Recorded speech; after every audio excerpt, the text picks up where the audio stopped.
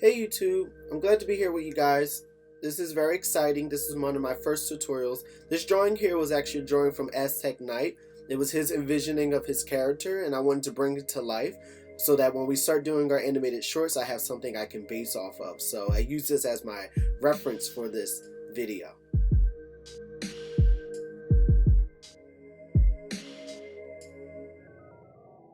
As you can see, I'm always prepping first. If you prep first, then you won't be sorry later on, right? So I always want to make sure that my layers are set up or whatever the case may be before I start actually sketching. So I did use this as a reference, but at the same time I knew I had to bring it to life and add whatever needed to be added to really make it feel like, okay, this character exists.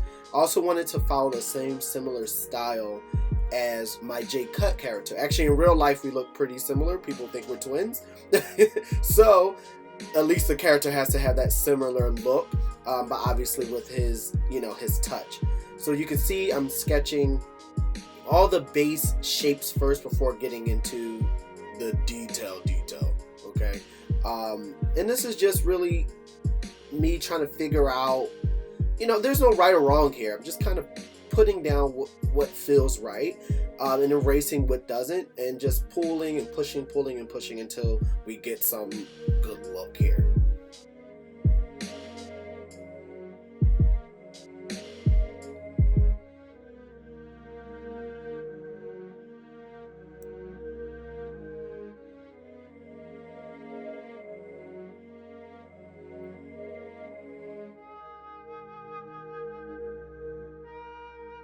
I try not to think too hard, just put everything down, and then sometimes I have to resize. As you can see, I made it bigger here, but it's better to do that in the sketch phase, not the inking phase. If you do it in the sketch phase, because Procreate is pixelated in some cases, so when you make it bigger, you can still see those pixels. So I like to do that in the sketch phase because I know it's not going to remain.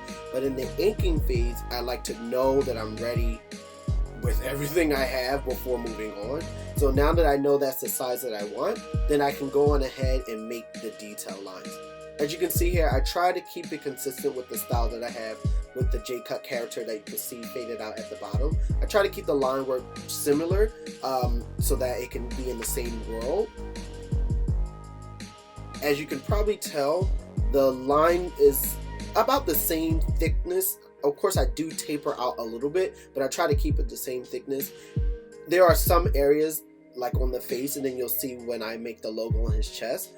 There are some areas that are a little bit thinner because either the detail or I wanted to, kind of stand out from that thick line that I'm using. But overall, it's very consistent.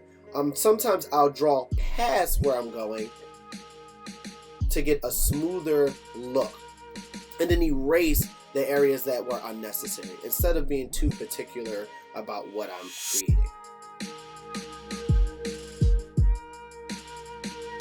My Cutt character has 4 fingers. I don't typically do that, but I thought it just was a great touch to kind of separate from the real lifeness of a person or a character and just put in the 4 fingers for this. So I decided to do the same thing with this character as well.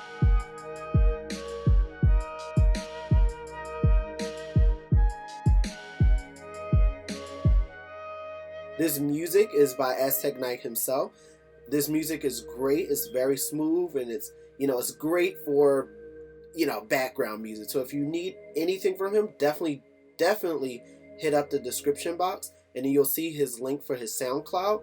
Hit him up if you need any music for your videos or anything you're doing for your maybe a cover song that you're doing.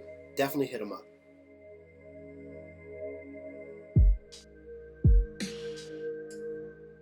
And you can see I'm going into the color stage.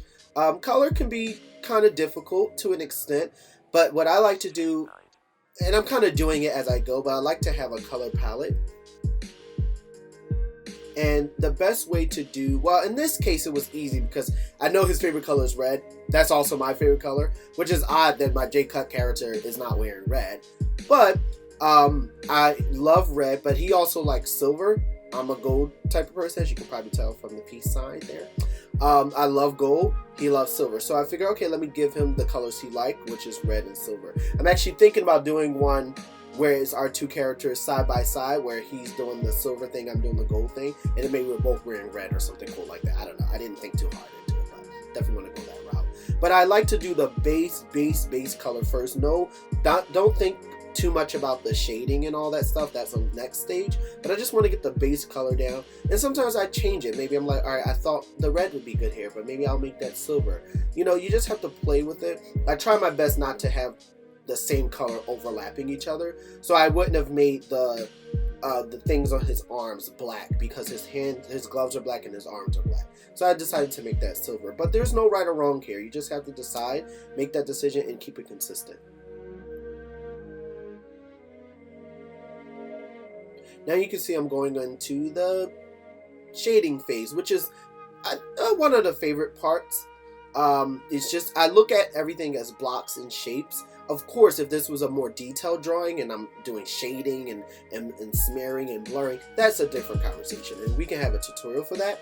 But when it comes to like the graphic look, just think of shapes and think of hard lines and just find where the light is opposite. So my light is coming from the left, so I know that everything that's in shadow is going to be on the right. Now, obviously, anything reflective is a little bit different, but in most cases, it's pretty much the same. All the shadows will be on the right, and all the highlights will be on the left.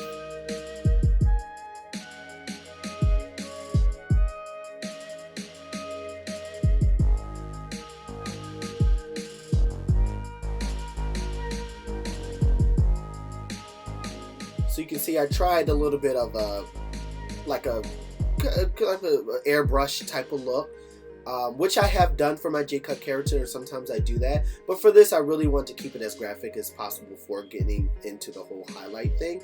So as you can see here, one day I'll do some tutorials showing like how I set up my layers and what modes I use. For this, the highlight I think is just on add, but I kept the transparency as high as possible, so no, there is no transparency. It's just the add mode.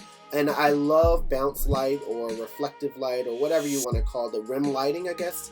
The blue rim lighting. It's not always blue, but blue is typically the color I go for, just because I love that soft color that's coming from a distance hitting onto a character. And as you can see, I just added some cool, background. It's just a texture on Procreate that I love to use. That it's really a nebula type of thing, but it looks like fire here, and I thought it was great. And just kind of playing with the different colors. And this is the drawing. But then I realized I was actually forgetting a sword that was actually in the original drawing. So I added the sword here, and it was actually simple because I just used the same colors, the same look that I've already decided. So it wasn't much of decision making. It was more about, okay, how do I execute this onto the back? And it was a very simple task, added it to it. But as you can see, this is not a hard thing. I think this took me maybe an hour and a half to do from top to finish. And this is the completed version. I hope you guys enjoy it. I will have a lot more tutorials coming forward and a little bit more detailed tutorials, maybe some step-by-step tips and things like that. So please write in the description any ideas or concepts or any questions that you have, and maybe I can put it in the next video. Also, don't forget to subscribe and share this video, definitely with any artist or anybody who's just interested in this type of work. It was great being with you guys. See you in the next video. Bye.